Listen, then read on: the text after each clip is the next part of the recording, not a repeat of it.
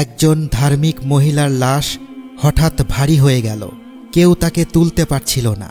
এই মহিলা তো ধার্মিক ছিল, নামাজ রোজা সবই করত। নিশ্চয়ই এই মহিলা এমন কোনো পাপ করেছে যার ফলে লাশ ভারী হয়ে গেছে। তারপর যা ঘটল তা দেখে এলাকার মানুষ ভয়ে চিৎকার করে উঠল। এই মহিলা কি এমন পাপ কাজ করেছিল এবং শেষ পর্যন্ত তার লাশের সাথে কি ঘটেছিল? এটি একটি সত্য ঘটনা।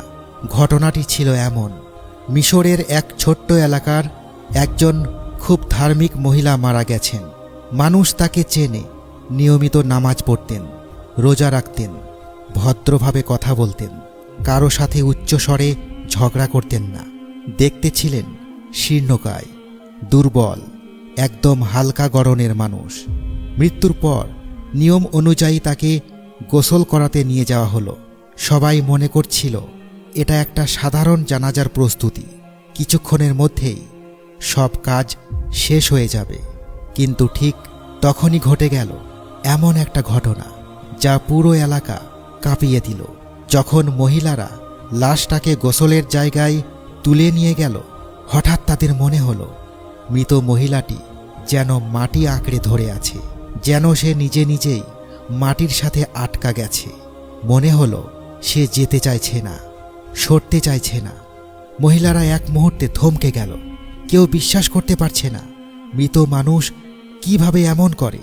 সবাই ভয় পেয়ে গেল। কারো মুখে কথা নেই, কেউ যেন শ্বাসও নিতে পারছে না।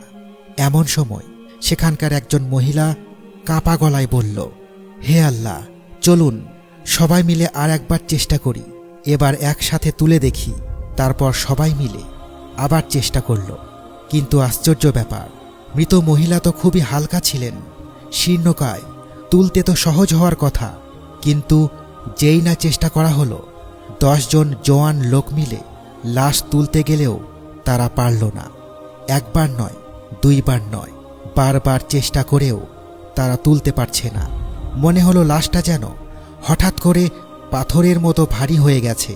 মনে হলো কেউ যেন তাকে মাটির সাথে আটকে রেখেছে, আর সেই মাটিকে আঁকড়ে ধরাটা বাড়তেই থাকলো। এই দৃশ্য দেখে ওই মহিলা একবারে ভেঙে পড়ল। সে ভয় পেয়ে চিৎকার করে উঠল, আমি কোনো জীবিত মানুষকে গোসল দিতে পারবো না। এই কথা বলেই সে ঘরের এক কোণায় গিয়ে বসে পড়ল আর কান্না শুরু করে দিল। এক ভয়ঙ্কর আতঙ্কে তার পুরো শরীর কাঁপছিল। এদিকে উপস্থিত মানুষজনও হতবাক। এটা কি হচ্ছে? কেন এমন হচ্ছে? সবাই তখন দৌড়ে শাইখকে ডেকে আনল। শাইখ যখন ঘটনাটি শুনলেন, তিনিও থমকে গেলেন। তিনি ভাবলেন, এমন হলে তো সম্ভবত মহিলাটি জীবিতও হতে পারেন। তখনই তিনি দ্রুত ডাক্তারদের খবর দিলেন। কিছুক্ষণ পর একজন মহিলা ডাক্তার এসে মৃতদেহ পরীক্ষা করলেন। পরীক্ষা শেষে ডাক্তার বললেন, ইনি তো অনেকক্ষণ আগেই মারা গেছেন। এই কথা শুনে লোকজন আরও বেশি ঘাবড়ে গেল, কারণ তাদের চোখ তো অন্য কথা বলছিল। লোকজন বলতে লাগলো, আল্লাহর কসম, আমরা তাকে মৃত বললেও আমরা সবাই তাকে নড়তে দেখেছি। এবার শাইখ সিদ্ধান্ত নিলেন, ঠিক আছে, যেহেতু মারা গেছেন তাহলে গোসল তো দিতেই হবে। কিন্তু সমস্যা হলো, বয়স্ক মহিলারা ভয় পেয়ে গোসল দিতে রাজি হচ্ছিল না।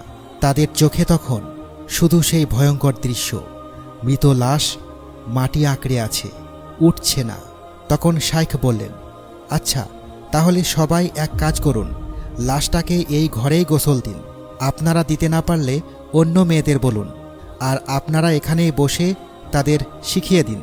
আমরা বাকিরা বাইরে গিয়ে বসি। পরিস্থিতি কিছুটা শান্ত হলো। এই সময় মৃত মহিলার পরিবারের একজন মহিলা এসে সেই কাঁদতে থাকা মহিলাটিকে শান্ত করতে লাগলেন। কাঁদতে থাকা মহিলা তাকে জড়িয়ে ধরে অসহায়ভাবে বলল, এই মহিলা, উনি কি করতেন? কি হয়েছে তার যে মৃত্যুর পরেও এমন করছে?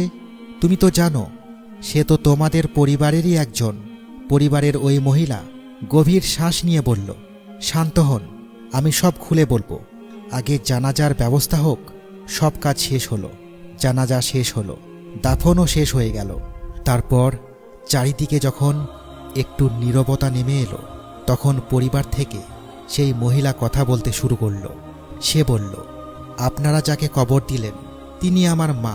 কথাটা শুনেই মানুষ যেন আরও মনোযোগ দিয়ে তাকিয়ে গেল।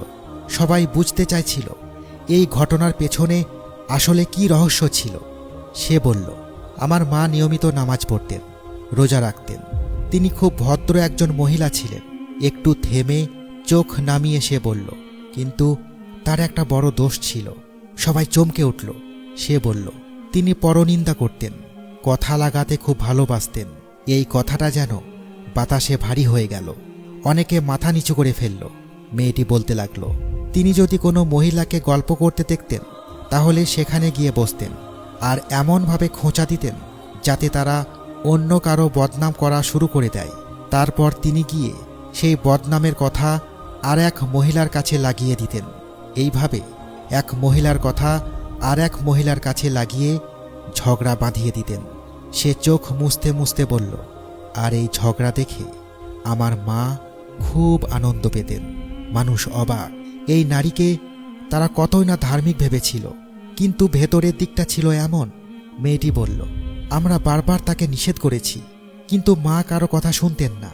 আর যখন কেউ বেশি রাগ করত তখন মা বলতেন, আমাকে তোমরা উপদেশ দিবে না, আমার যদি পাপ হয় তাহলে আল্লাহর সাথে সেটা বুঝে নেব, তোমরা চুপ থাকো। নাউজুবিল্লাহ। এই কথাটা বলে মেয়েটির চোখে পানি চলে এলো। তারপর সে বলল, এখন মৃত্যুর পর হয়তো মা আজাব সচক্ষে দেখছে, এই জন্যই সে ভয় পেয়ে গেছে।